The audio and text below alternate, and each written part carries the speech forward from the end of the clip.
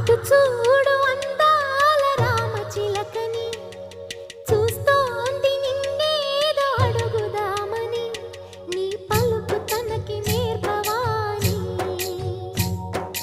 ఇటు చూడు